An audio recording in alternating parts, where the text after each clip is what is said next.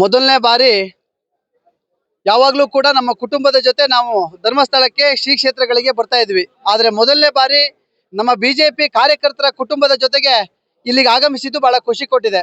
ಬಂಧುಗಳೇ, ಕಳೆದ 20 ದಿನಗಳ ಹಿಂದೆ ಒಟ್ಟಾರೆ ಇಡೀ ರಾಜ್ಯದಲ್ಲಿ ಧರ್ಮಸ್ಥಳದ ವಿಚಾರವಾಗಿ ಕೆಲವೊಂದು ಕಿಡಿಗೇಡಿಗಳು ಮಾಡಿರೋ ಕೃತ್ಯದಿಂದಾಗಿ ಒಂದಷ್ಟು ಗೊಂದಲದ ವಾತಾವರಣ ನಿರ್ಮಾಣವಾಗಿತ್ತು. ಆದರೆ ಇವತ್ತು ಬಹಳ ಖುಷಿ ಆಗ್ತದೆ.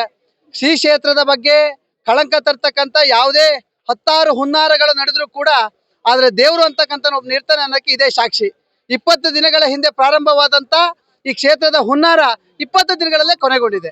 ಯಾಕಂದ್ರೆ ದೇವರು ಇದಾನೋ ಇಲ್ಲೋ ಅಂತಕ್ಕಂಥ ಭಾವನೆ ಇರ್ತಕ್ಕಂಥ ಒಂದಷ್ಟು ಜನರು ಭಾವನೆಗಳನ್ನ, ಹಿಂದೂ ಸಮಾಜದ ಭಾವನೆಯನ್ನ ಕೇಳಿಸೋಕ್ಕೆ ಪ್ರಯತ್ನ ಪಟ್ರೆ ಅದು ಕೈಗೂಡೋದಿಲ್ಲ.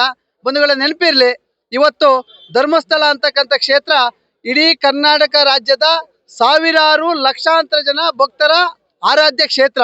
ಇಲ್ಲಿ ಯಾವುದಾದ್ರೂ ರೀತಿಯಾಗಿರ್ತಕ್ಕಂಥ ಕಳಂಕ ತರ್ತೀನಿ ಅಂತ ಅಂದ್ರೆ ಅದು ನಿಮ್ಮ ಮೂಢನಂಬಿಕೆ ಅಷ್ಟೇ ಅಲ್ಲದೆ ನಮಗೆ ಇವತ್ತು ಖುಷಿ ಆಗ್ತದೆ. ಸಾವಿರಾರು ಜನ ಭಕ್ತರು, ಹಿಂದೆ ಹೆಂಗೆ ಮಂಜುನಾಥನ ಭಕ್ತರು ಇದ್ರು ಅದಕ್ಕೆ ಹೆಚ್ಚಿನ ಸಂಖ್ಯೆ ಭಕ್ತರು ಕೂಡ ಇವತ್ತು ಆಗಮಿಸ್ತಿದ್ದಾರೆ. ಹಾಗಾಗಿ ಇವತ್ತು ತೀರ್ಥಹಳ್ಳಿ ಕ್ಷೇತ್ರದಲ್ಲಿ ಮೊನ್ನೆ ಹೋರಾಟ ಆಯಿತು. ಇವತ್ತು ಸಾವಿರಾರು ಜನ ಕಾರ್ಯಕರ್ತರು ಶ್ರೀ ಕ್ಷೇತ್ರಕ್ಕೆ ಬಂದು ಸ್ವಾಮಿಯ ಹಾಗೂ ಗುರುಗಳ ದರ್ಶನವನ್ನು ಪಡೆದು ಹೋಗ್ತಾ ಇದ್ದೇವೆ. ಯಾವುದೇ ರೀತಿಯಾಗಿರ್ತಕ್ಕಂಥ ಹಿಂದೂ ಸಮಾಜಕ್ಕೆ ಕಳಂಕ ತರ್ತಕ್ಕಂಥ ಯಾವುದೇ ಹುನ್ನಾರಗಳು ಕೂಡ ನಡೆಯೋದಿಲ್ಲ ಅಂತಕ್ಕಂಥ ಮಾತನ್ನು ಹೇಳಿಕ್ಕೆ ನಾನು ಇಚ್ಛೆ ಪಡ್ತೀನಿ. Thank you.